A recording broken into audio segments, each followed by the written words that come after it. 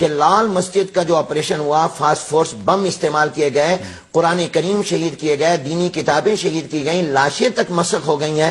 السلام علیکم ورحمۃ اللہ وبرکاتہ۔ ناظرین، مولانا حنیف جلندری صاحب بھی جامعہ حفصہ اور مفتی عبدالرحیم والے معاملے کے درمیان آ گئے۔ ناظرین، خیر المدارس کے محتمم مولانا حنیف جلندری صاحب کی ویڈیو سامنے آئی، آپ خود سماعت کیجئے اور آپ فیصلہ کیجئے کہ سچا کون ہے، مفتی عبدالرحیم یا غازی عبدالعزیز۔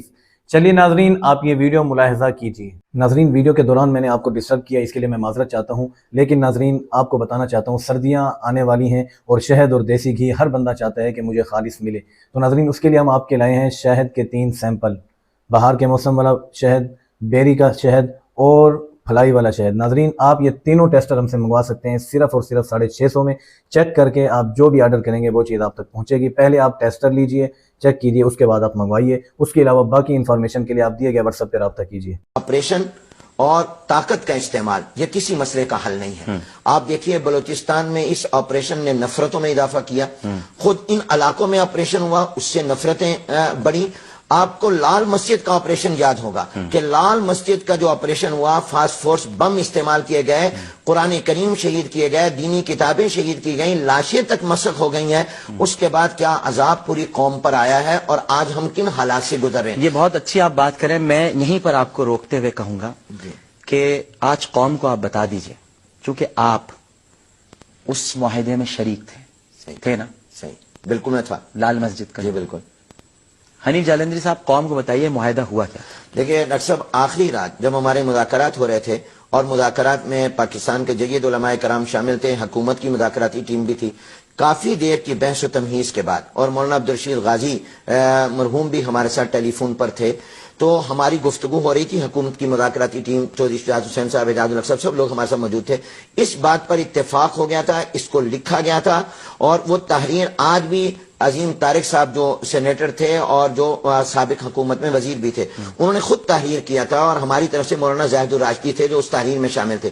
نمبر 1 بات یہ طے ہو گئی تھی کہ مولانا عبدالرشید غازی اور مولانا عبدالعزیز صاحب اپنی والدہ، اپنے اہل و عیال، اپنے ذاتی سامان اور کتابوں اور لائسنسی اسلحے کے ساتھ اسلام آباد کو چھوڑ کر اپنے آبائی گاؤں ضلع راجن پور کی بستی رجحان میں چلے جائیں گے اور علماء کی کسٹڈی میں وہاں پہنچا دیے جائیں گے خیریت کے ساتھ۔ نمبر 2، یہ لال مسجد جو ہوگی یہ حکومت کے حوالے ہوگی، علماء کے مشورے سے وہ خطیب مقرر کریں گے۔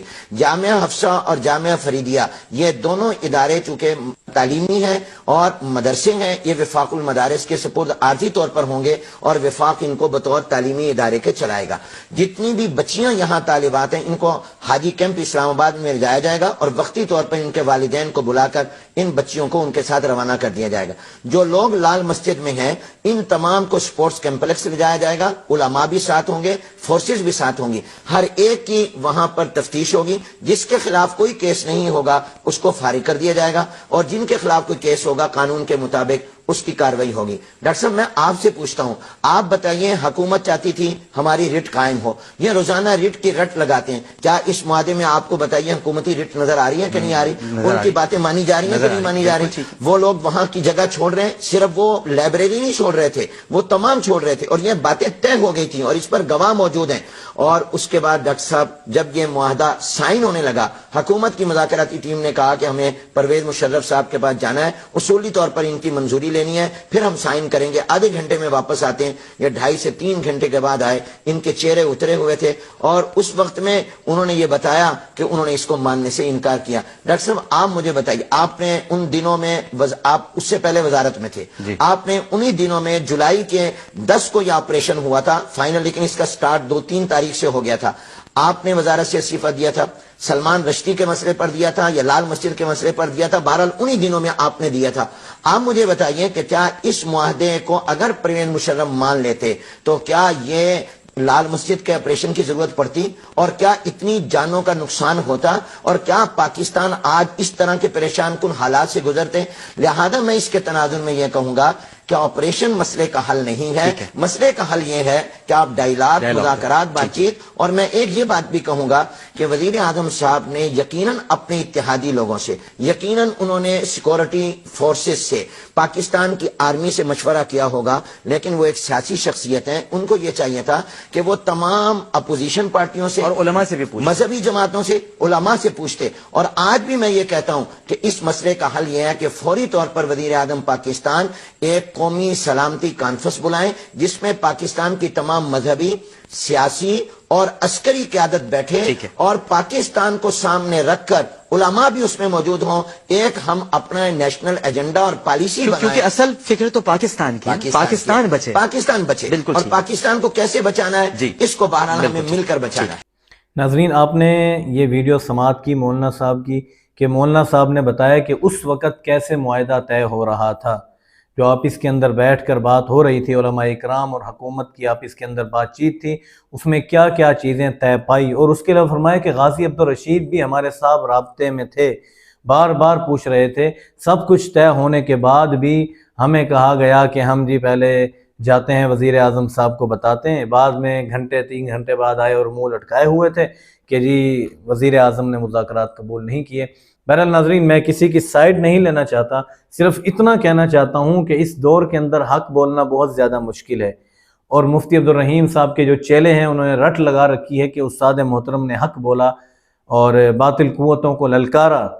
تو میں بھی یہی کہتا ہوں کہ حق بولنا چاہیے، وقت کی ضرورت ہے، اور ایسا مرد جری ہو جو بے فکر ہو کر حق بولے، لیکن حق بولنے کے لیے اس کی پہلے جانچ اور پڑتال کرے، کیا میں حق کی زبان بول رہا ہوں یا باطل کی زبان بول رہا ہوں.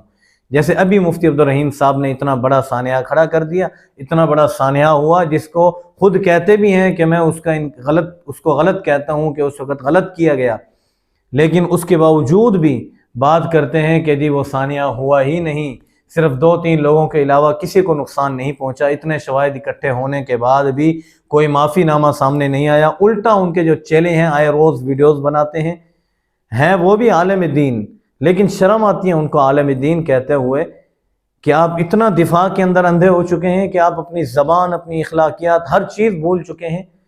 غازی عبدالعزیز آپ سے بڑے ہیں، عمر میں بڑے ہیں، علم میں بڑے ہیں، ہر چیز میں، اس کے باوجود آپ اتنی نیچ حرکتیں اور اتنی گندی زبان ان کے لیے استعمال کرتے ہیں، ان کو بے شرم اور بے حیا کہتے ہیں. پھر آپ کہتے ہیں کہ جی ہماری عزت کی جائے، تو آپ کی عزت کوئی نہیں کرے گا. جب آپ اپنے سے بڑوں کی عزت نہیں کریں گے تو آپ کی بھی عزت نہیں ہوگی.